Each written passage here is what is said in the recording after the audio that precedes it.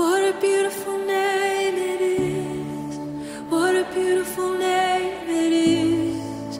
The name of Jesus Christ, my King. What a beautiful name it is. Nothing compares to this. What a beautiful name it is. The name of Jesus.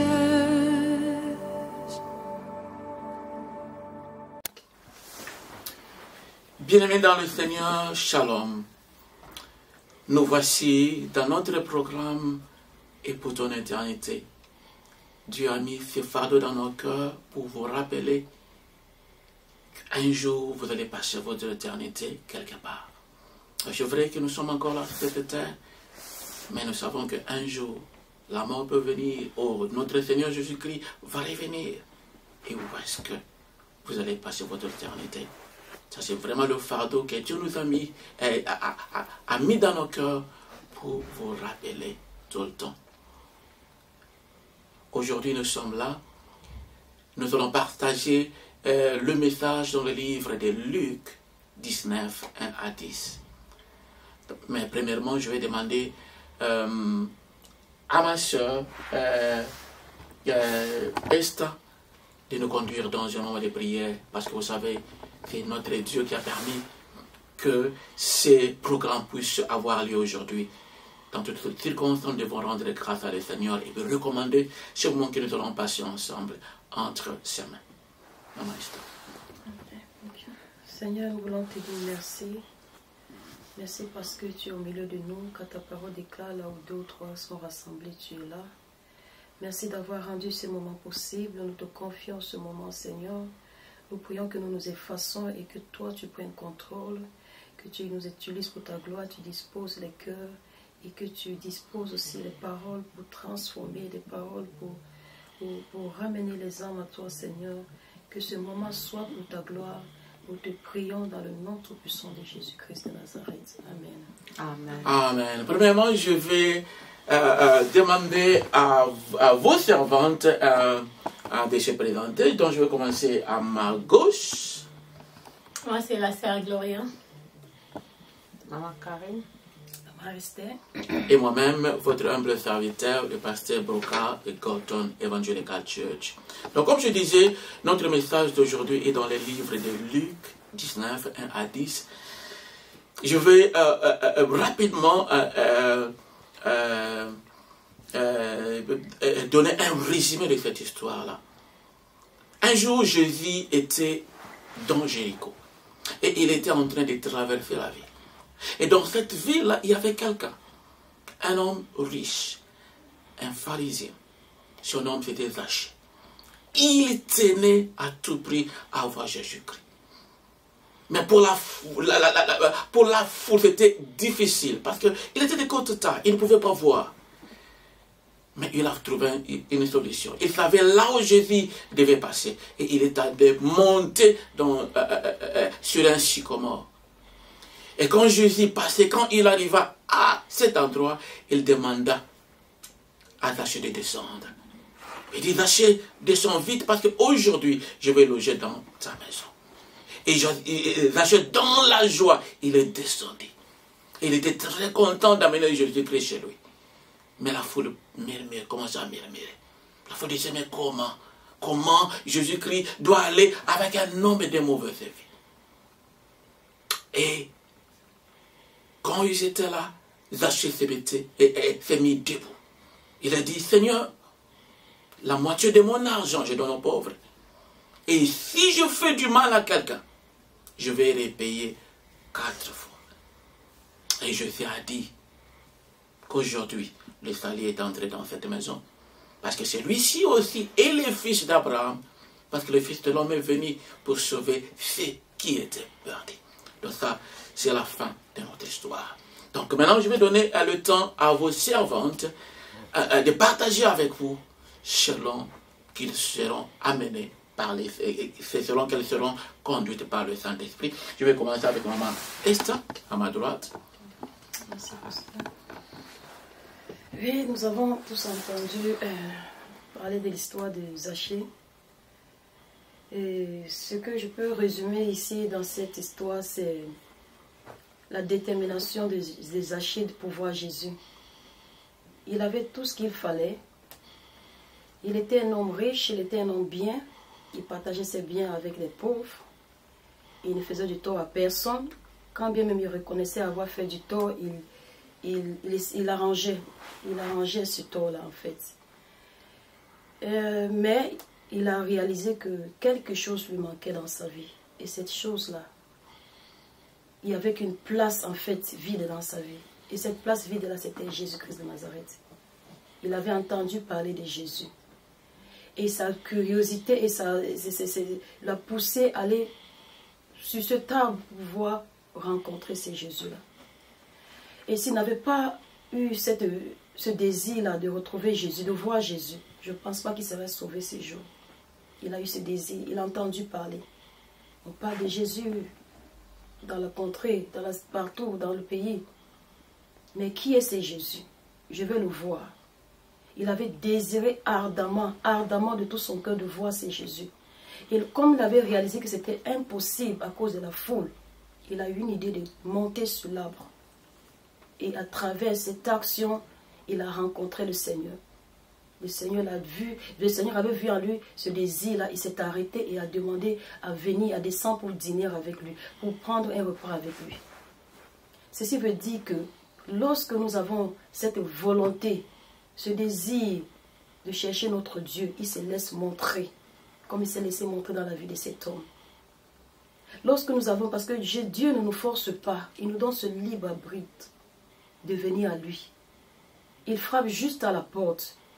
Cette porte-là, ça peut être la parole. Il frappe à la porte, à ta porte, à travers sa parole. Jassé avait entendu parler de Jésus. Il a ouvert sa porte, il a ouvert le cœur de la porte de son cœur. Donc quand Jésus regarde que dans ton cœur, tu as la soif et le désir de le rencontrer, tu veux qu'il vienne dans ta vie, effectivement, il va se laisser montrer, il viendra à toi. Il viendra dîner avec toi comme il a dîné avec cet homme.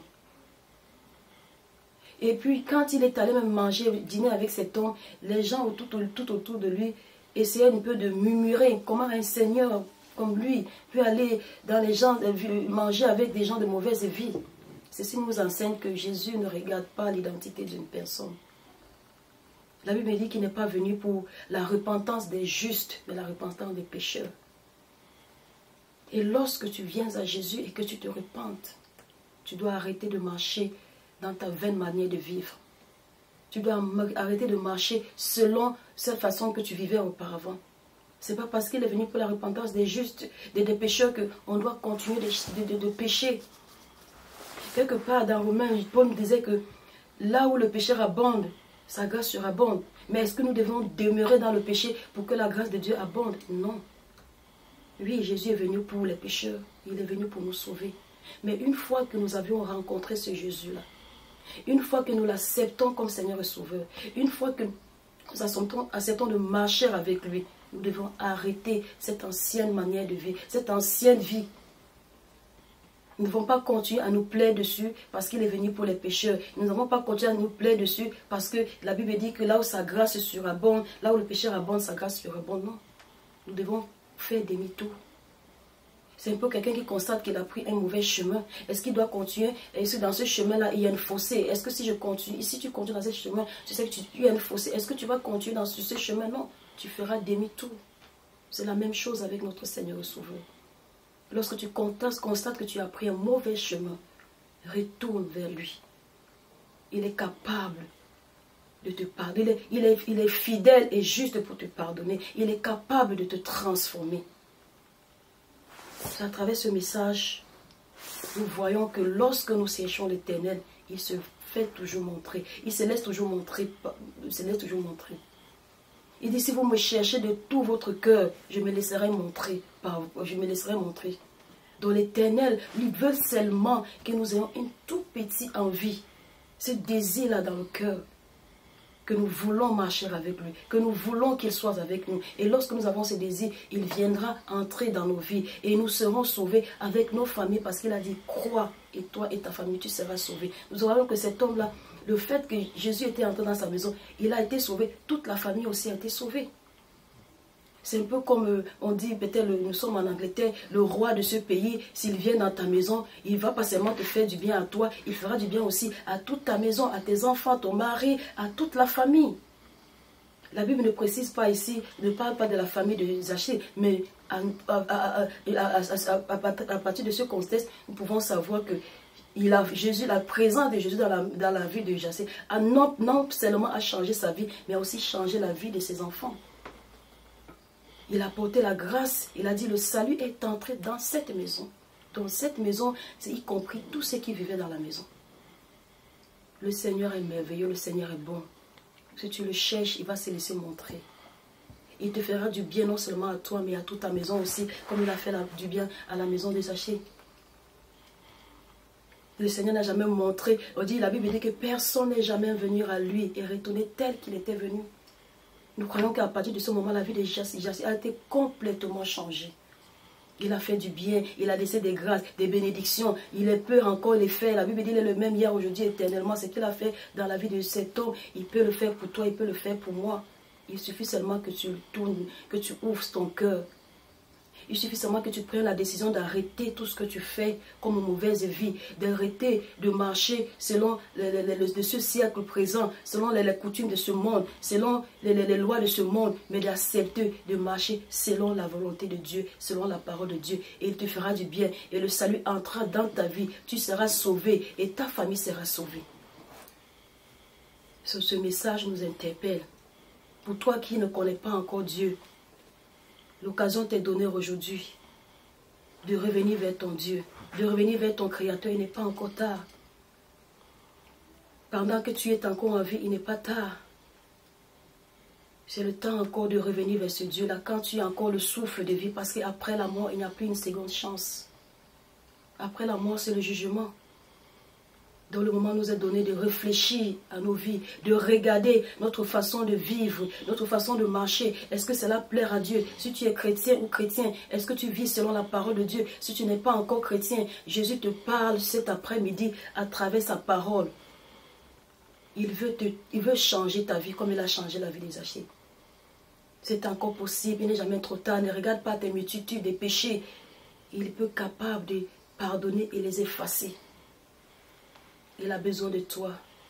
Il veut te sauver. Il veut sauver ta famille. Tourne les regards vers lui. Stop. Si tu étais sur une mauvaise marche, stop et retourne vers ton Créateur. Il t'attend à bras ouverts. Et la Bible dit qu'il y a de la joie dans les cieux lorsqu'un pécheur se repent. Lorsqu'un pécheur donne sa vie à l'Éternel, donne sa vie à Jésus. Jésus, le ciel veut célébrer pour toi. Le ciel veut danser pour toi. Dans le moment nous est donné, de retourner à notre Dieu, de regarder notre façon de vivre, de changer notre façon de vivre, de préparer notre éternité. Parce qu'après cette vie, il y a une autre vie. Donc le message vraiment nous interpelle tous. Prenons ce temps, prenons cette opportunité pour préparer notre salut. Parce que la Bible dit qu'il vient bientôt, il revient bientôt. Il est déjà là, il est à la porte, il revient bientôt. Prenons cette occasion, ce moment, ce temps où nous sommes encore en vie, nous pouvons respirer, nous préparer notre éternité. Et tout est possible avec l'aide du Saint-Esprit. C'est ce que je voulais partager. Que Dieu vous bénisse. Ah. Dieu est bon. Il permet que nous puissions partager sa parole. Je vois un homme riche. Je vois un homme, selon le monde, comblé. Donc, si on voit la vie des Zachée, ici-bas, beaucoup de gens l'enviaient parce qu'il était, la Bible nous dit, il était riche. Il n'était pas seulement riche, il était aussi célèbre parce que les gens parlaient de lui. Mais pour le monde, les Zachée étaient comblés, il avait tout, mais Zachée lui-même, il avait réalisé qu'il y avait quelque chose qui lui manquait. La chose qui lui manquait là, il ne pouvait pas acheter ça avec son argent. La chose qui manquait à Zachée, il ne pouvait pas acheter ça ou avoir ça parce qu'il était célèbre. Mais la chose qui lui manquait, il avait besoin de quelqu'un pour lui donner. Et pour recevoir la chose là, il devait faire quelque chose. Et il n'a pas regardé à son statut d'un homme riche ou célèbre. Il s'est humilié. Il n'a pas regardé à ce que les hommes pouvaient dire. Toi qui es riche, pourquoi tu dois faire ça? Les gens vont se moquer de moi en étant riche et monter un arbre. Et il n'a pas fait appel à ses serviteurs pour l'aider à monter. Il a fait ça lui-même. Les steps qu'il avait fait, les étapes là de monter. On a dit le sycomore est un arbre vraiment long. Mais il ne sait pas comment même il a fait pour monter. Mais la Bible nous dit qu'il avait monté. Quelle stratégie il avait utilisée, nous ne le savons pas. Il avait monté et il était allé dans le top, le sommet de l'arbre pour chercher à voir Jésus. Il savait que s'il est là, Jésus va me voir. Et moi aussi, je vais le voir. Jésus l'a vu, il a appelé, il a fait descendre. C'était étonnant pour le monde. Pour dire comment Jésus peut appeler. Pourquoi Jésus peut reconnaître un homme pareil.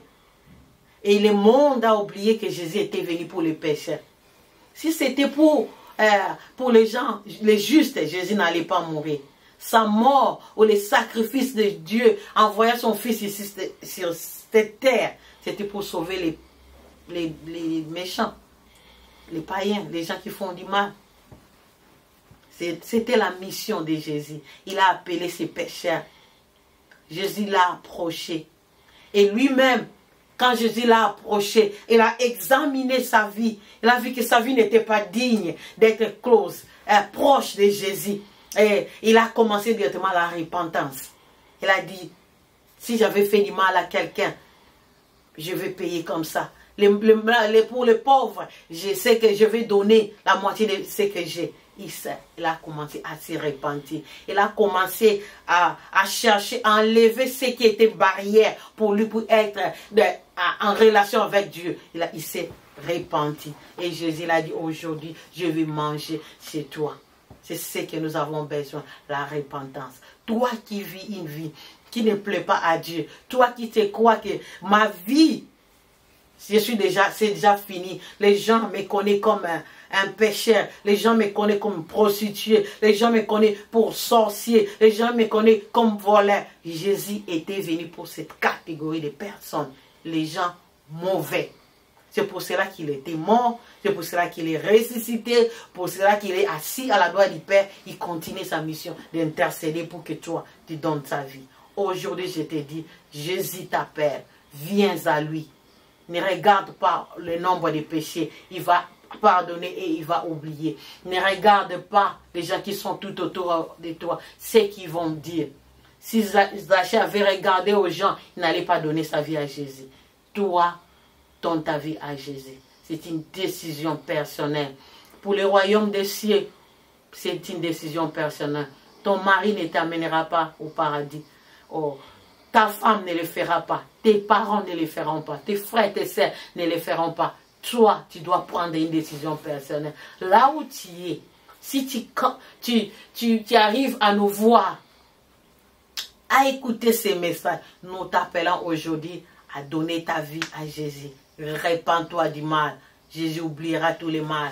Il était venu sur cette terre pour toi, pour te sauver. Il va effacer tes péchés et il va plus se souvenir de ça. Donne ta vie à Jésus. Ne regarde pas aux hommes. Ne regarde pas au nombre de péchés. Ne regarde pas ce que les gens te diront. Tu as encore le temps parce que tu es encore vivant aujourd'hui. Tu ne sais pas. Il ne faut pas ramener ça à demain parce que demain ne t'appartient pas. C'est aujourd'hui. Aujourd'hui, c'est ton jour.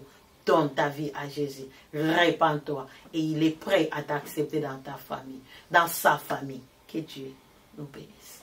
Amen. Très intéressant, cette histoire de Zachée. C'est vrai que Zachée a entendu parler de Jésus. Elle a peut-être entendu parler du miracle de Jésus, de merveilles que Jésus faisait. Et sa façon de parler avec autorité. Parce que tout le monde parlait de Jésus-Christ. Voilà pourquoi même chaque fois quand il sortait, il y avait la foule. Parce que les gens avaient compris qu'il n'était pas vraiment comme tout le monde. Il était différent. Zachée, un homme riche, mais après avoir entendu parler de Jésus, il voulait voir Jésus. Mais il y avait des obstacles, comme mes sœurs ont dit. La foule. Et puis sa réputation aussi, parce qu'il était riche, il était célèbre. Mais sa détermination, il voulait tout simplement voir Jésus. Il a brisé les obstacles. La foule, il a pris la solution de monter chez les sycomores. Son désir était tout simplement de voir Jésus-Christ. Et peut-être ton désir aussi de voir Jésus-Christ. Vous avez écouté parler de Jésus-Christ. Vous avez entendu parler de ce miracle, tout ce qu'il a fait. Comment il est mort sur la croix. Comment il s'est sacrifié pour nous. Parce qu'il a laissé son trône. Il est venu. Il s'est revêtu de cette chair. Parce qu'il nous aime. Parce qu'une fois pour toutes, il voulait se sacrifier pour que nous soyons sauvés. Pour que, une fois pour toutes, pour que nos péchés soient pardonnés. Zachée était déterminé. Après avoir entendu parler de Jésus, il voulait voir Jésus. Mais vous, après avoir entendu parler de Jésus, qu'est-ce que vous faites de cela? Est-ce que vous voulez vraiment voir Jésus?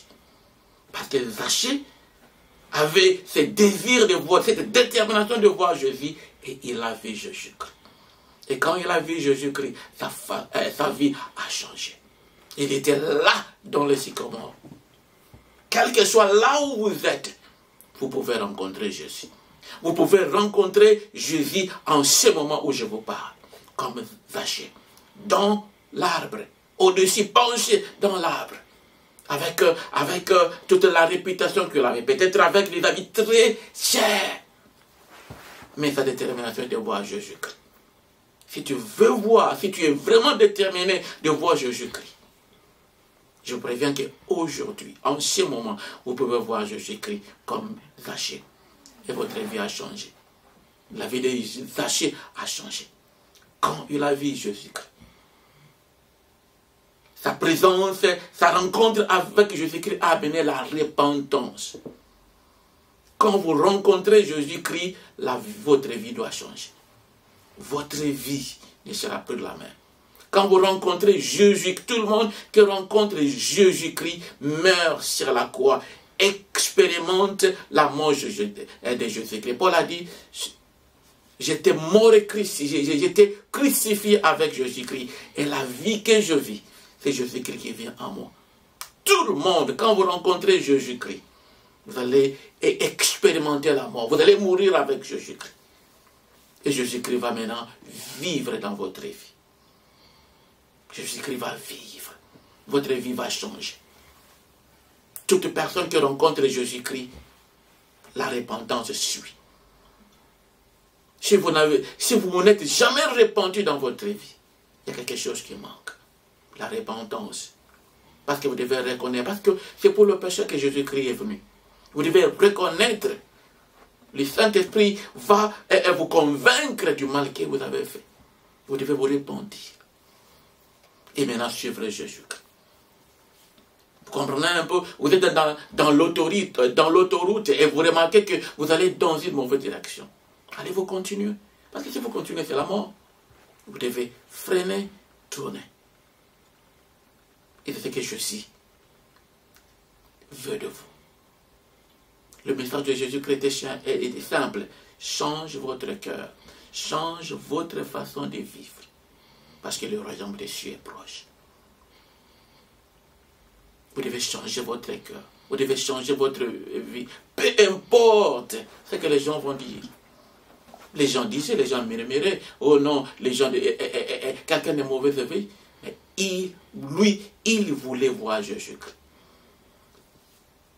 Et la Bible dit, le salut est entré dans cette maison. Nous sommes sauvés quand nous acceptons Jésus-Christ dans notre vie comme Seigneur et Sauveur. Nous nous repentons et nous invitons Jésus-Christ dans notre vie, afin qu'il devienne notre Seigneur et notre Sauveur. La Bible dit à tous ceux qui l'ont reçu, il leur a donné le pouvoir de devenir enfants de Dieu. Quand vous invitez Jésus-Christ dans votre vie, vous devenez enfant de Dieu. Vous faites partie de la famille de Dieu. Vous êtes des bébés. Vous êtes nés de nouveau. Et maintenant, vous devez commencer à croître, à grandir. À grandir, parce que ça c'est la volonté de notre Dieu. C'est vrai, quand vous êtes des bébés, vous devez désirer du lait, premièrement. Le lait, c'est cette fondation que nous avons besoin dans notre vie chrétienne. Alléluia.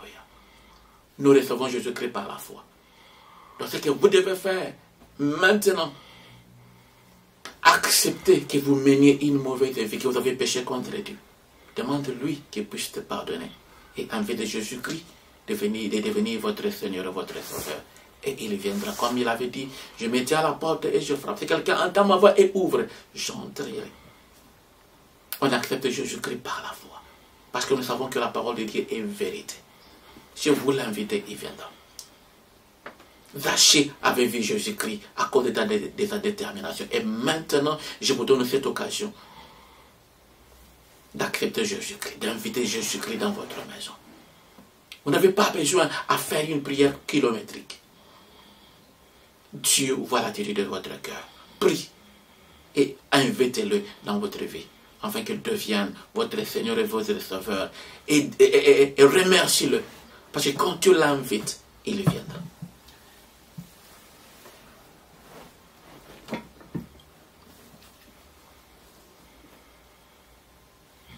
Amen. Amen. C'est vrai, quand vous invitez Jésus-Christ dans votre vie comme Seigneur et Sauveur, la Bible dit, le salut est entré dans votre maison. Vous devez devenir enfant de Dieu. Il y a une vie que vous devez commencer à vivre. Priez chaque jour.